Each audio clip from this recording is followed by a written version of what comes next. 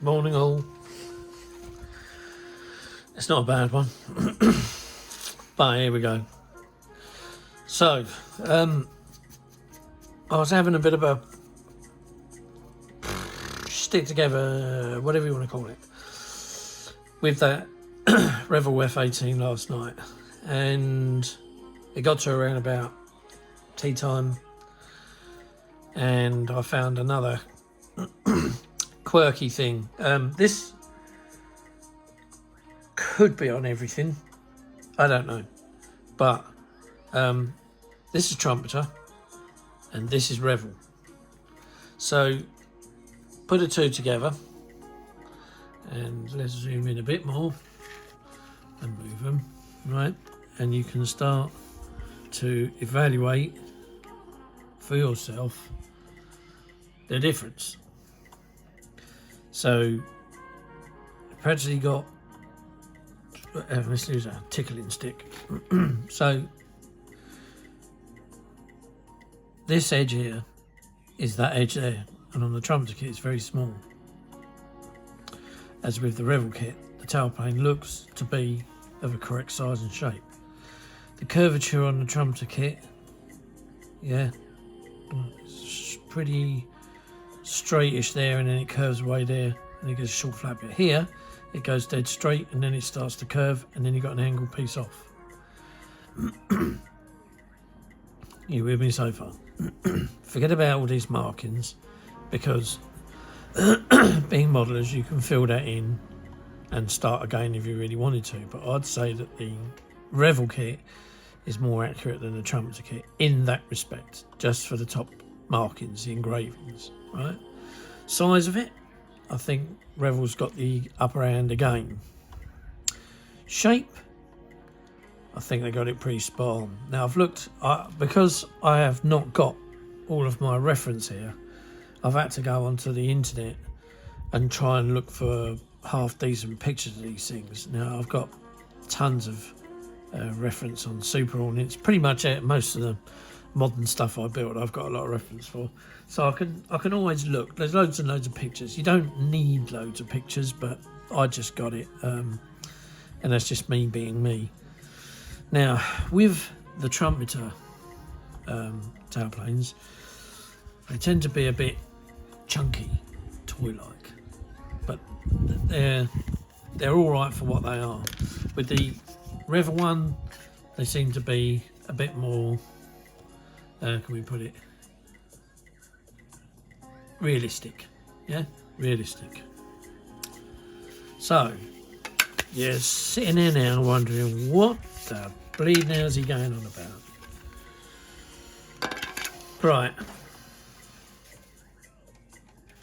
I'm now attaching the tailplane to the back of the Revell kit. Let's get rid of this. I'll zoom out and I'll put the kit on the table. Probably better off going upside down.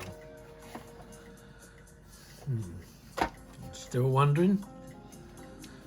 Let's zoom in.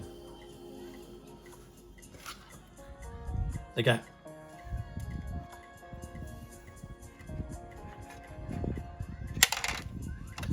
I can get a cocktail stick at 2mm wide down the arse end. That is the gap of the arse end of the Revell Super Hornet with the Revell tailplane. Oh God. Right, take her out of the way. Remember the toy being the trumpeter one, right?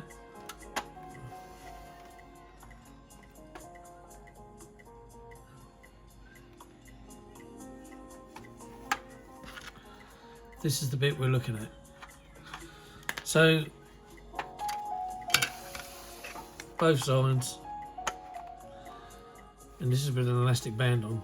Did trumpeter get something right? I don't know. Or was it Revell that got something wrong? I don't know. But to the fact that, like, you know, this kit was thought of in 2016. It was drafted up in 2017. It was let go in 2018/2019 as the E variant. Now I've got an E variant and I've made it, but I can't remember what it looked like this end. I can't remember, and I haven't got it with me. It's tucked away in some garage until we get into our new place, and then I can unpack it and yeah, and have a look. Now these tailplanes are held on with that little peg. That little peg goes in a round hole, and basically it swivels so that the elevon, be it this thing, moves like the real thing. Why? I don't know.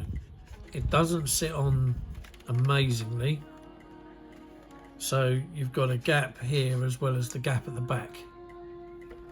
But I was thinking that, like, you know, you just glue them into position. So you paint them, stick them, glue them into position. And there's not a lot of room. If I just zoom out, so there's not a lot of room. Oh God, there's not a lot of room here either. Right, hang on. So there's not a lot of room between where they fix in and the side of this engine, because I think you get 2 full engines that go in there. So there's not a lot of room at all.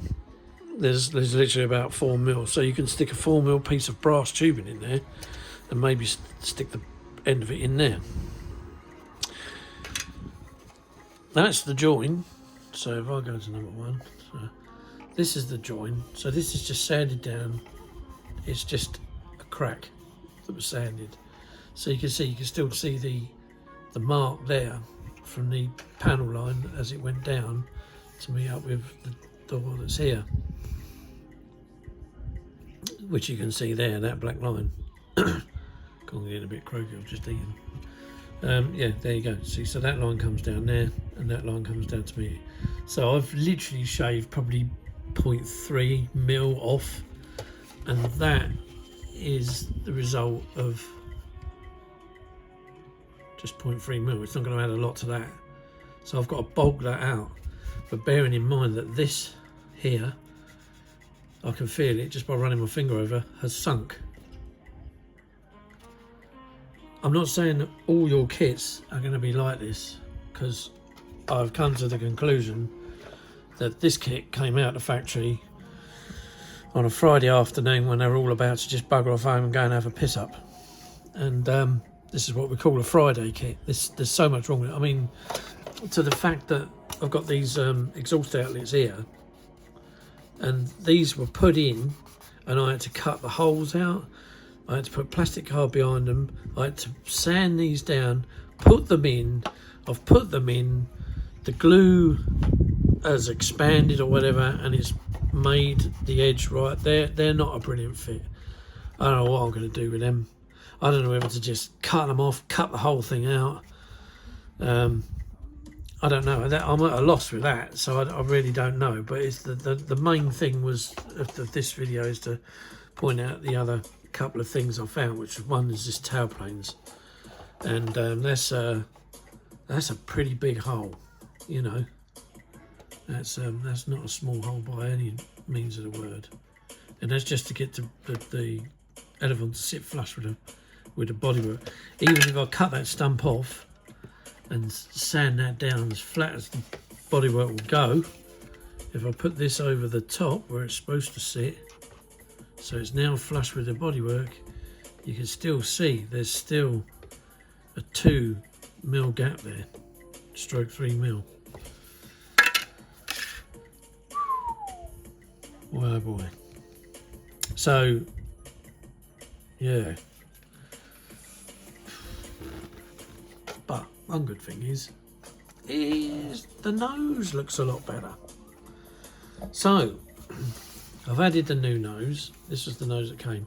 Now I don't know if you remember, but right here there was a massive dip, and this was a big lump. There was a lump and a dip, and the end of the nose was a lot more fatter than that is. That was on my one. It looked like it had come out of the heat, and it had just gone where it was sat upright, and the nose sunk into itself, making that bulge there, all this area. And this is not a bad nose. this is not a bad one. Yes, I've given it a quick scrub down.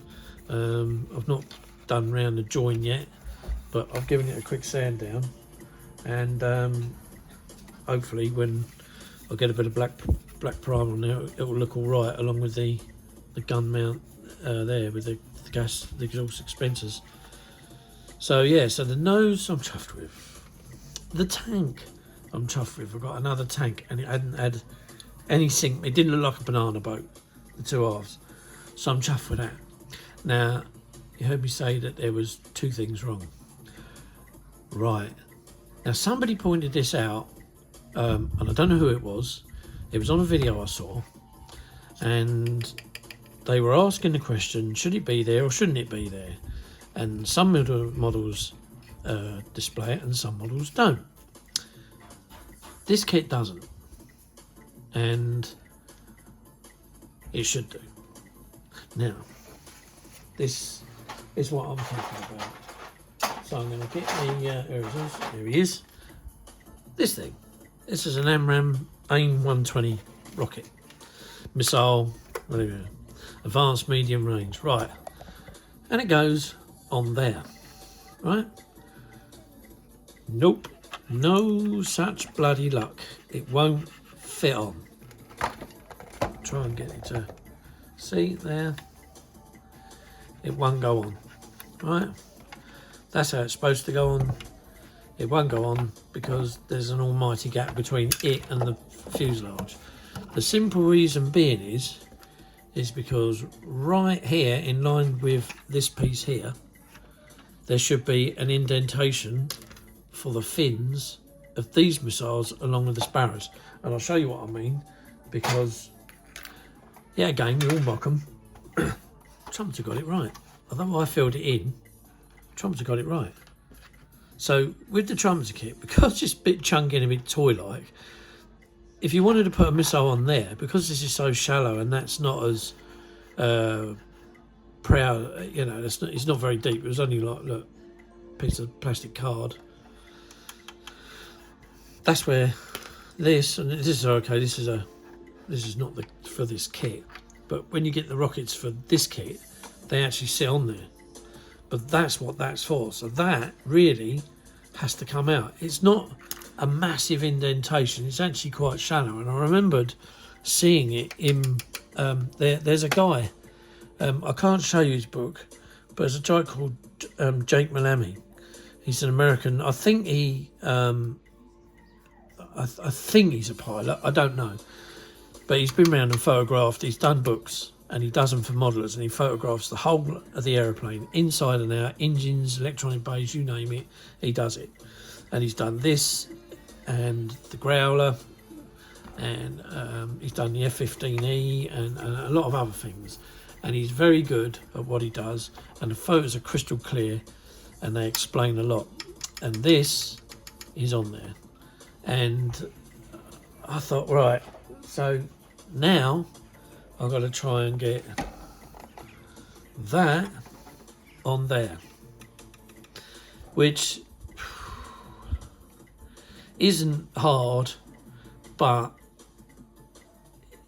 it's because this is so scooped out. It's not like this. This has got a great big arc of material there. This has got the flat side, and then it comes out at the bottom there. So it goes flat and rounded out. As this one, it's just a big massive, what looks like an extension to the wheel arch. So I've got to just make a little cut out there, which I'll probably end up doing with a file or a sander. What's happening there? My bloody thing's moving.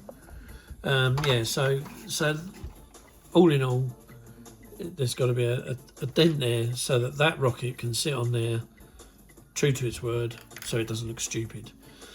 On the Trumpeter ones, like I say, they're a bit toy-like. They're good kits. Don't you know? I'm not mocking it, but that's just a bit too. That doesn't happen. It's this, not that. But that needs to be on this. So I need to make a mark to cut out to get the missile to fit. As for the back end of this Super Hornet, I don't know. I don't know what to do. I mean, I could try and see if... The thing is, if I had the money, I could try a lot of things. And, I mean, it'd be better if I was in work. Unfortunately, I lost my job a couple of weeks ago, and yeah, it's kind of upset everything. But if I was to get maybe milliput, but it's the expense, that's the thing. See, I don't really like paying out a lot of money for models, but I didn't expect to get it. Look, and the other thing as well is, look, you see these indentations? This is where there's, I don't know what it is, whether it's in the mould, but these circles on the tail, they're like little indents. It's almost like the plastic's melted when it's come out via ejector pins, or the ejector pins have been so thin that that's what's happened. It's just melted. And do you know what?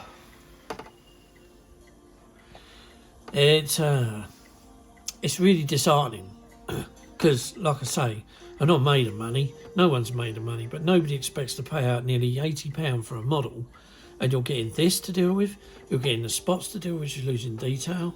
They didn't get the bloody pylon right on the thing.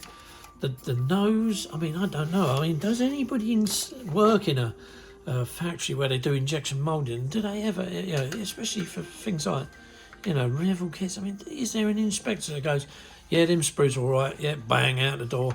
Or is it literally, you know, chuck it in the box and, well, if we have to dish out certain parts, we dish them out? I mean, all these, you know, these swells where they've introduced, you know, new liquid into the mould. I don't know. I don't know how it works. I think, give me a little plug here as well, but I think Nigel of Nigel's Modelling Bench, he knows a bit about plastic injection moulded, and whether he'd be able to answer me question. Nigel, if you're out there and you do watch this, if you know anything about how these swells happen, I mean, I can only assume it's like when you add milk to a glass and then you add chocolate milk or coffee milk into the milk, it curdles, and this is the kind of thing that happens. That's the impression I get as to how that happens. But you know, don't get me wrong, it is a fantastic kit, you know, and yeah, it's a nice thing to have, but I could do without that bad fitting. I could do without that having to add there, and this sink marks on top. I could do without all of it for, you know, for 70 quid. You know, it's gone together, and then there's like with the tail planes now, because I've got to build that up, and it's just more work after more work after more work. And then the other thing as well is when you turn it around underneath, which one is it? It's yeah, this one here. So I've got a little tiny actuator pod that should go on there. Well, where they just throw it in the bags, I've now since been looking for it.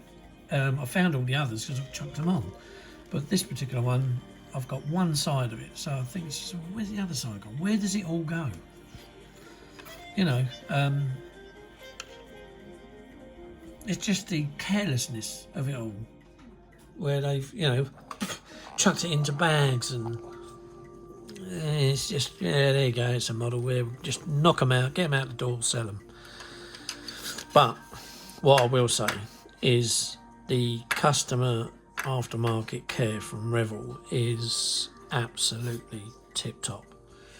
I spoke to the girl, there was no hassle. She just said, yep, give us your name and address, blah blah blah, what parts do you need, ding dong ding dong ding. They'll be with you within 2 to 6 weeks, or 2 to 4 weeks, can't remember. And literally last week, this week, not even a week, and they've turned up. And I've got to hand it to them. They are absolutely spot on with that, with the customer services.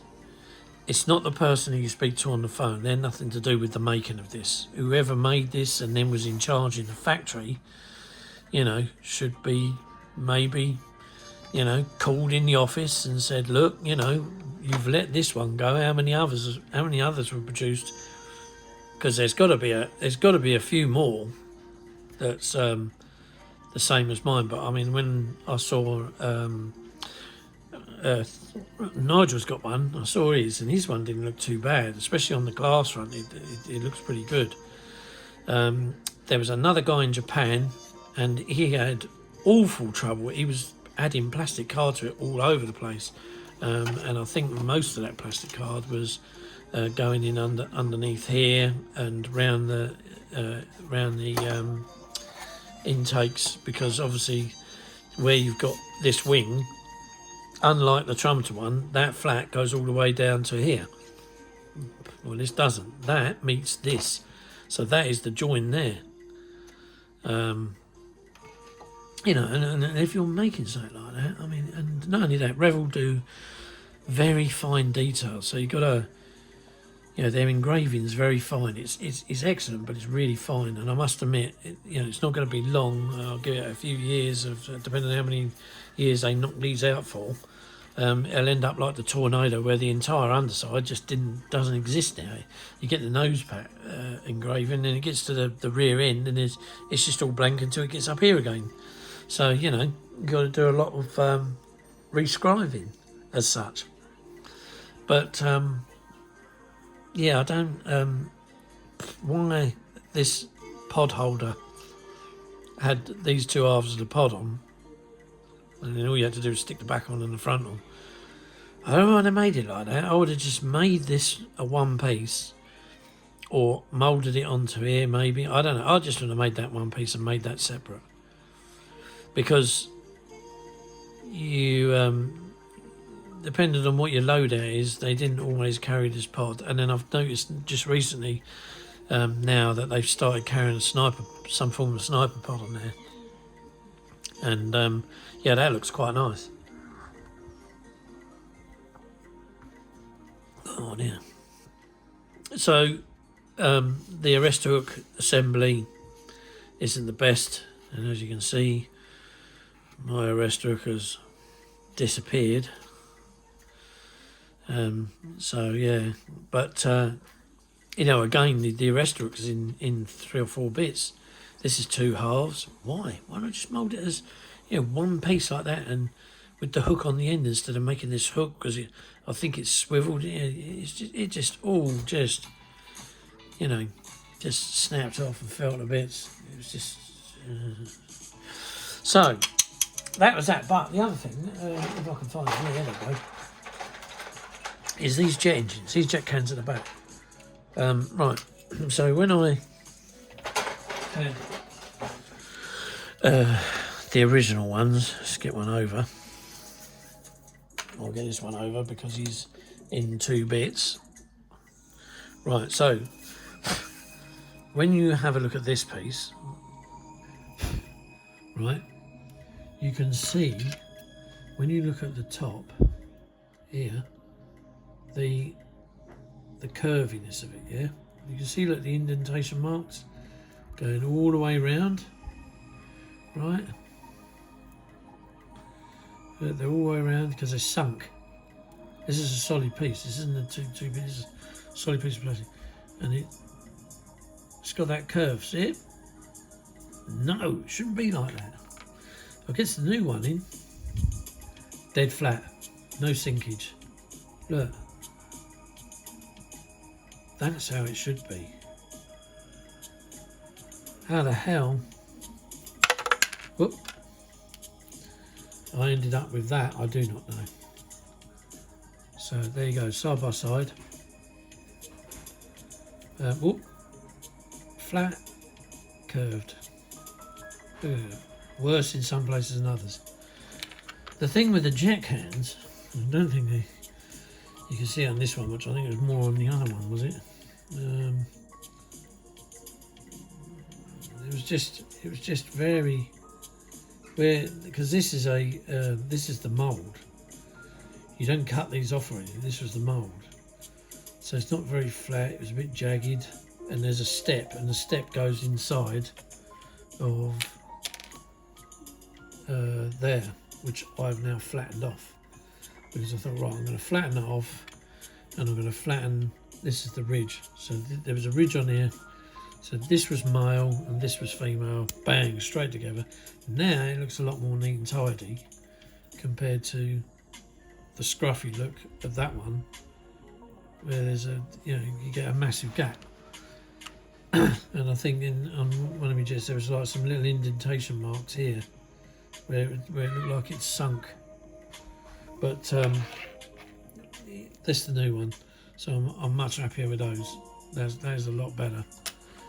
And although these come like a set of binoculars, they're joined together, so you get the other one here, I decided to cut them in half and just sand the entire back flat, because it will go onto the model a lot better being flat than it did with the other one where you had a like a gap, because again they're grooved and they're supposed to fit in the groove. So I'm not saying that everyone's kit's going to end up looking like mine. There's bound to be one or two out there that will. I'm getting there. I'm covering most of it. It is disheartening. Sometimes, like I say, I don't because of, I don't want to keep going on about it, but because I don't have much in the way of funds, I don't like lobbing things like this in the bin. To lob this in the bin is like losing a couple of fingers to me.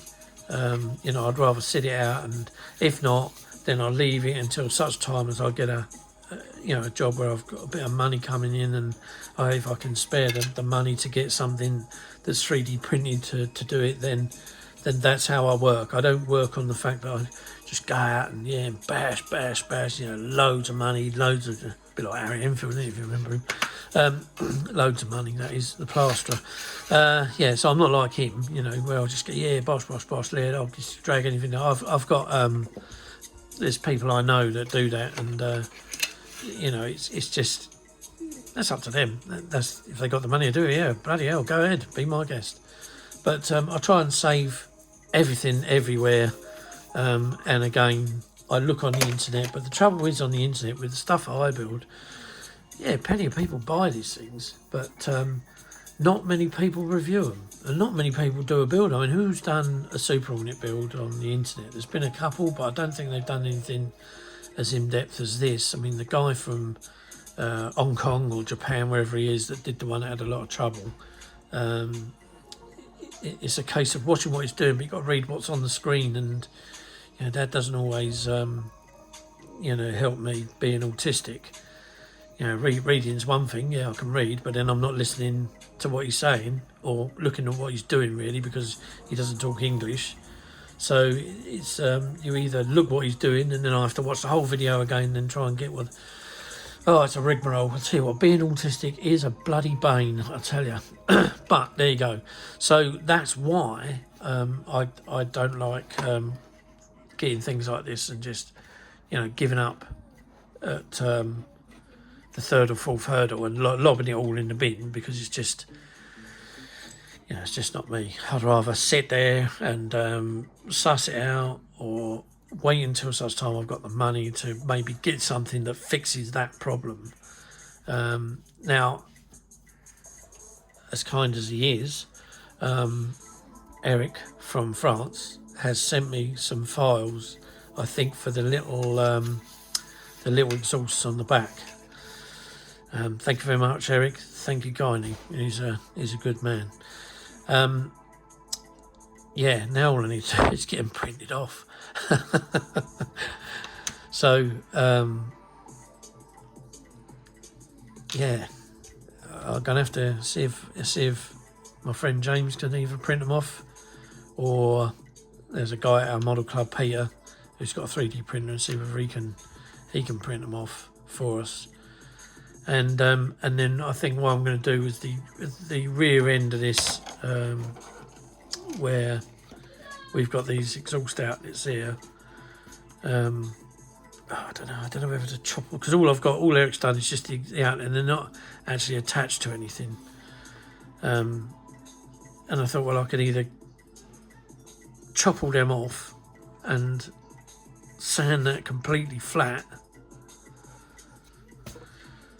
Oh, Revell, why'd you do this to us? I don't know. Maybe I better go away and have a think about that, because obviously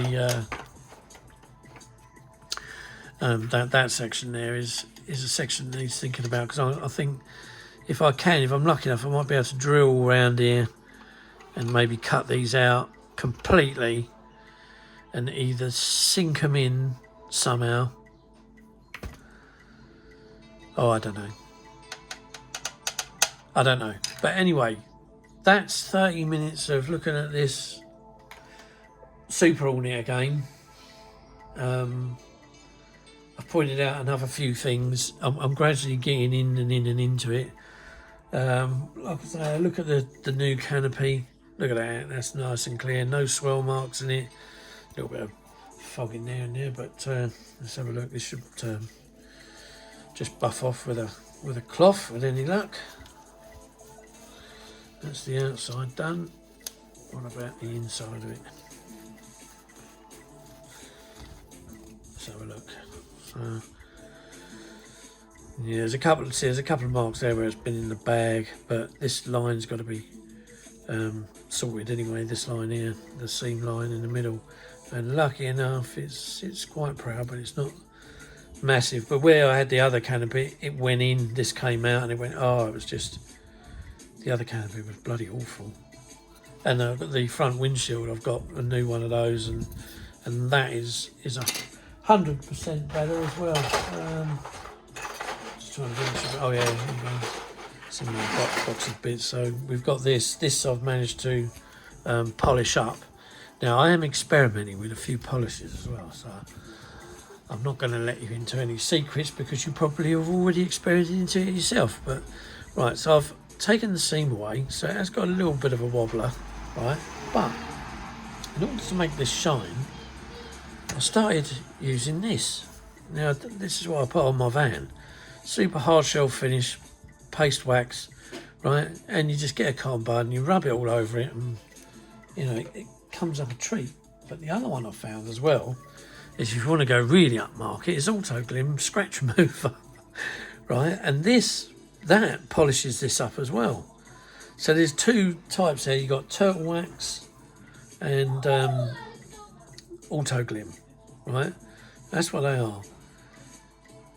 This comes in a kit, so it does cost, but when I was at work I did it because the kids in their bloody bikes run up and down the side of the van putting tiny little scratches on. This stuff gets them out. So that's why I got that. But then I got this because I got told by one of the lads in Halfords, buy this, mate, and you'll get the best shine ever, but just don't put it on a hot day. And he was right, because I did, and my van looked like a matte cake. So I won't be doing that again. But it's good for little things like this, just to, you know, get this. With this, I've actually used. Oh, come on, where is it? It was here. Oh, there it is. So what I've used on this is I've used the green side of this Ultimate Modern Products glass polisher, and then the other side is the polish. So basically I've gone over it like that, of the whole glass, of the whole windshield, right, because it was a little bit, tiny bit ripply. So you go over and over and over, and then you turn it round and then you buff it up, and this pretty much does the trick to get it all sorted. But when, you know, because people turn around and say, oh, you know, do you dip your can? Yeah, I used to. And do you know what, if they did that Johnson's Clear and I had some, I'd dip them again, because there was nothing wrong with it. It does protect it. But that polish that I've just showed you will make that shine really nice, and it's just like dipping it. And I'll do a video of it when I do the bigger canopy. I'll do one section, so I'll do this and polish it up. I mean, the other thing as well is you can get stuff called micro mesh. It comes in a tub with a little block of hard sponge, and it's different grades of. I mean, I don't know what grade this is, but they start at something like 5,000 and go up to 14,000, 20,000 grade mesh. And it's just literally, it's just like polish, it's like leather. I mean, it's the same texture as this on the back as this is on the front. And it's excellent for doing canopies, as well as seams on models. So like when you get an airliner, you join two fuselage halves together and use something like this, go and get one of these meshes, and it's like cloth paper, and you just sand and sand and sand. You think nothing's coming off. When you turn the paper over, if you're using it dry, you'll see all the white plastic from the airliner, right? But I'd use it wet. Just soak the cloth, have a little bowl, you know, much better because it stops clogging up all the little pores in the paper. And you sand, and in the end, it comes up like shining glass. It looks like ice on an ice rink. And it's perfect for seam lines down the centre. So there you go. As another tip. Right, I'll call it a day on that. Otherwise, I mean, I've lost a couple of people, subscribers, but whether that's due to boredom, I don't know. That's it for the Hornet for the minute. So I'm going to carry on with her. I really do need to get her all sorted before I start bashing any paint on. So this black primer paint at the moment is just to show up the swirl patterns and that. I'm going to get it another coat of primer. I'm going to try a grey primer. As a matter of fact, it's this stuff here, this Mr. Surf. Oh, excuse me. Is this it here? Oh, no, that's not it, no. It's this stuff here, but in grey. This is all the black, well, it was the black stuff. It's put other colours in there now. And I'll give it a go over. What I might do is I might spray this patch here, this wing, and see whether that swell stays or wherever it goes. Should I stay or should I go now? That's a song that was, yeah. Anyway, so that's what I'll do with that, and see whether it works. But if you're thinking of buying this kit, go ahead and buy it. You know, it's not. I'm not saying that this is going to be on every single one, because Nigel's one didn't look anywhere near as bad as what I've got here. I don't know. He is going to. Apparently, I was talking to him last night. And he is going to show certain bits on his one. I won't tell you what, but and then with any luck, if he has got any of the same cranky bits that my one's got, then maybe I definitely know him being the Rolls-Royce engineer. I wasn't an engineer as well. The only time I got the engineer title was when I used to operate panels to do with the APUs on aircraft. That was over at Heathrow, and then we were classed as engineers because we had to take an exam. But anyway, Nigel's a proper engineer. He's a Rolls-Royce engineer. Flash sod. But anyway, I'll tell you what, Nigel, I can't wait to meet you. Wherever it is that I will see you, right? And I can't miss you. And hopefully you got Jess with you as well. Because we now have a dog at our model club. And she's called Molly. And she's a Scottish Terrier. So, one of the old boys that comes to my model club I run, he brings his dog in, and she's fantastic. Unfortunately, I can't have a dog here because we're living in a tiny little 2-bedroom flat with 7 of us in here. But hopefully the tide will turn and we'll be carried off on that tide to better pastures. Hence the reason why I'm working on this tiny little bench here. But anyway, so Nigel might be able to shed some light on his one. And like I say, hopefully his one is nowhere near as bad as this. And so there we are. So I'm going to call it a day now. I'm going to go away and see if I can amend a couple of things. I don't know what I'm going to do with the arse end. I don't even live anywhere near where there's a model shop, really. The nearest one is about an hour away, which is TJD Models. And although it doesn't look an hour away as the crow flies, it's just because of the roads. So, right.